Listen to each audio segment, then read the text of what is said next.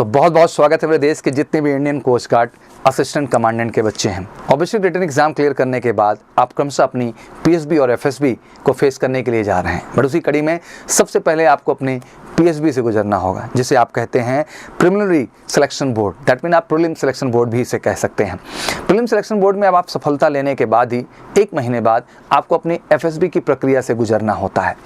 PSB FSB को अगर हम देखें तो मूलतः ये बिल्कुल एसएसबी जैसा ही सिस्टम है, सर्विस सिलेक्शन बोर्ड जैसा, और काफ़ी उसी से मिलता जुलता सिस्टम है। बट जैसे कि सर्विस सिलेक्शन बोर्ड के अंदर आप स्क्रीनिंग राउंड और स्क्रीनिंग के बाद क्रमशः अपनी साइकोलॉजी इंटरव्यू और GTO test and tell conference जाते हैं। बट यहाँ पे क्या होता है कि पहले स्टेप पे जो आपका स्क्रीनिंग राउंड है उसको यहाँ पर आप पीएसबी के नाम से पहचानते हैं, जिसको आप प्रिलिमिनरी या प्रीलिम सिलेक्शन बोर्ड के नाम से पहचानते हैं। आपको यहाँ पे रीजनिंग टेस्ट से गुजरना होता है और क्रमशः पीपीडीटी पार्ट से गुजरना होता है। तो बेसिकली रीजनिंग टेस्ट इसमें सबसे अहम होता है, क्योंकि इसके बाद ही आपको पीपीडीटी की प्रक्रिया से गुजरने का मौका मिलता है और आप पीएसबी में सेलेक्ट होते हैं, तभी आफ्टर अ मंथ आपको एफएसबी फेस करने का मौका मिलेगा। तो बेसिकली आज मैं एफएसबी की नहीं, सबसे पहले मैं पीएसबी की बात करने आया हूँ, क्योंकि वो समझना आपके लिए बहुत जरूरी है। और पीएसबी में भी सबसे ज़्यादा अहम पार्ट जो आपका है वो रीजनिंग का पार्ट है। आज उसके विषय में आपके सामने बात करने आया हूँ। एग्जैक्टली कितने सेक्शन में क्वेश्चंस पूछे जाते हैं, हर सेक्शन में कितने नंबर आप क्वेश्चंस पूछे जाते हैं और एग्जैक्टली आपको कितना समय दिया जाता है। तो चलिए पूरी डिटेलिंग को बेहतर ढंग से समझने की कोशिश करते हैं। उनमें जैसा कि आपको पता है कि सबसे पहला स्टेप जब हम इंडियन कोस्ट गार्ड की बात करते ही हैं तो डॉक्यूमेंटेशन वेरिफिकेशन सबसे अहम कड़ी हो जाती है। तो बिल्कुल डॉक्यूमेंटेशन का प्रॉपर डिटेल वेबसाइट पर दिया गया है, आपको कॉल लेटर्स आए उसमें भी डिटेल दी गई है। प्रॉपर वो डॉक्यूमेंट्स मेंटेन करें और फोटो बहुत पुरानी नहीं होनी चाहिए, और आपका साथ ही साथ जो है सब चीज़ का फोटो स्टेट एंड ओरिजिनल दोनों ही आप कैरी करें, अदरवाइज वहाँ पे आपको दिक्कत होगी। बिल्कुल एक एग्जैक्ट टाइम लगता है डॉक्यूमेंट वेरिफिकेशन के लिए। जब आपका डॉक्यूमेंट्स पूरी तरह से अप्रूव हो जाता है, सब कुछ क्लियर हो जाता है, तो ऑब्वियसली आपको नेक्स्ट स्टेप के लिए कहा जाता है। एक तरीके से नेक्स्ट स्टेप को आप समझ सकते हैं कि ये वाईआर टेस्ट की तरह है, जिसको आप ऑफिसर इंटेलिजेंस रेटिंग की भाषा में समझिए, जैसे एसएसबी के अंदर आप लोग समझते हैं, जिसमें आपको टोटल 80 क्वेश्चन दिए जाते हैं और टाइम आपके पास होता है 30 मिनट्स। तो आप समझ सकते हैं कि टाइम मैनेजमेंट इसमें कहीं ना कहीं सबसे बड़ा क्राइटेरिया हो जाता है। क्वेश्चंस होते हैं, क्वेश्चंस के साथ आपके पास ऑप्शन होते हैं, 5 to 6 ऑप्शन होते हैं, जिसमें आपको राइट ऑप्शन चुनना होता है। टोटल 7 राउंड होते हैं, हर राउंड में आपके 10 क्वेश्चंस होते हैं। तो फर्स्ट राउंड या first section, second section, third second, fourth, fifth and six तक तो आपके 10 क्वेश्चन होते हैं, मतलब 60 क्वेश्चन होते हैं।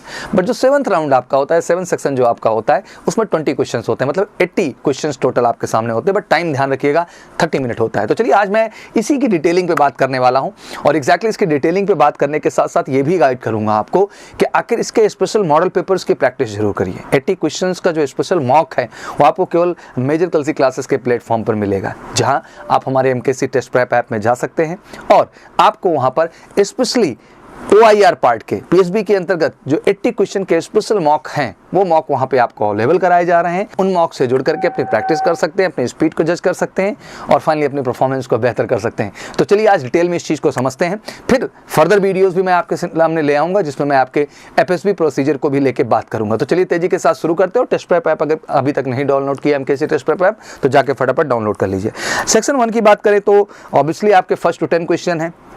सेक्शन 2 मैंने बता ही दिया कि 11 to जो है आपके 20 क्वेश्चन है। वहीं सेक्शन 3 की बात करें 21 to 30 है। सेक्शन 4 की बात करें तो 31 to 40 है। सेक्शन 5 की बात करें तो ऑब्वियसली आपका 41 to 50 है। सेक्शन जो है 6 की बात करें तो आपका 51 to 60 है। और फाइनली जब सेक्शन 7 की बात करते हैं तो आपका 61 से लेकर के 80 क्वेश्चन तक का क्राइटेरिया रहता है। अब सेक्शन 1 की सबसे पहले बात करेंगे।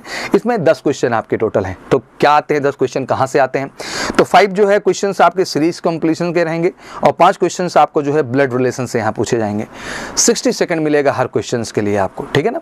दैट मीन टोटल आपको देखा जाए तो 10 मिनट का समय सेक्शन 1 में दिया जाएगा। और यहाँ कोई आपको क्वेश्चन पेपर नहीं मिलना है, सब कुछ प्रोजेक्टर बेस्ड आपको दिखाया जाता है। वहाँ पे उतनी देर के लिए वो विजुअल रहेगा आपके सामने क्वेश्चन, उतनी देर में उसको देखिए और OMR पे अपना राइट आंसर आप टिक कर लीजिए प्रॉपर तरीके से। फिर आता है आपका सेक्शन 2, जिसमें 5 क्वेश्चन सिनोनिम्स के हैं, 5 क्वेश्चन एंटोनिम्स के दिए गए हैं। हर क्वेश्चन के लिए जो यहाँ टाइम है वो 5 सेकंड का है। दैट मीन ये जो आपको पूरा पेपर सेक्शन 2 का करना होता है, इसके लिए केवल आपको 50 सेकंड का टाइम दिया जाता है। दैट मीन आपके जो 5 सिनोनिम और 5 एंटोनिम्स के क्वेश्चन हैं, 5 सेकंड में आपको एक क्वेश्चन रीड भी करना होता है, अप्रोच भी करना होता है। तो ये रहा आपका सेक्शन 2। सेक्शन 3 की बात कर लेते हैं।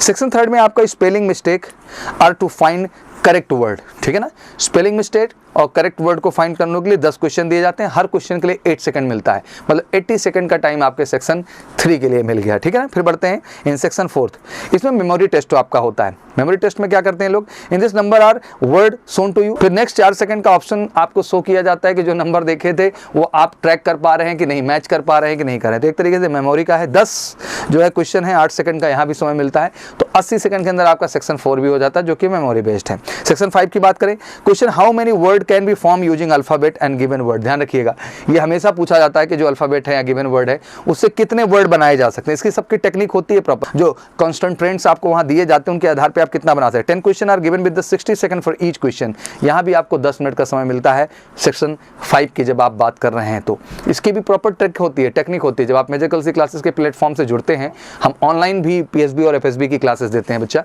तो आप एमकेसी लर्निंग ऐप के माध्यम से, मान लीजिए आप ऑफलाइन नहीं आ पा रहे हैं, आ जाएं तो बेटर है, नहीं आ पा रहे हैं तो कोई दिक्कत नहीं है, आप ऑनलाइन एमकेसी लर्निंग ऐप से जुड़िए और जाकर के इंडियन कोस्ट गार्ड एसी का बैच ज्वाइन करिए, पीएसबी और एफएसबी दोनों का, या पीएसबी का भी केवल ज्वाइन कर सकते हैं, और वहाँ से आप ये प्रैक्टिस सेट हमारे साथ करें, आपको बहुत फायदा मिलेगा और फाइनली आप अपना रिजल्ट दे पाएंगे। उसके लिए सिंपल 9696330033 पे कॉल करना है बच्चा, ये व्हाट्सअप कर लेना है 9696220022 पर। अब आ जाते हैं सेक्शन 6 पे। सेक्शन 6 में जो है rotational clockwise anti clockwise by the specific angle mirror image. 10 question दिए जाएंगे, 20 सेकंड होगा इसमें, टोटल आपको 1 मिनट 20 सेकंड का यहाँ पर समय मिल जाएगा। अगर हम सेक्शन 6 की बात करें, रोटेशन पे क्लॉकवाइज एंटी क्लॉकवाइज जो है आपको ये दिया जाता है।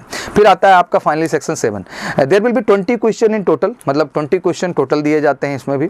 12 question on counting the occurrence of a digit or an alphabet in given array of digits or alphabet, ठीक है ना। And for those 10 second are given to each question, remaining 8 question are puzzle type question, for each question you given only 3 second each.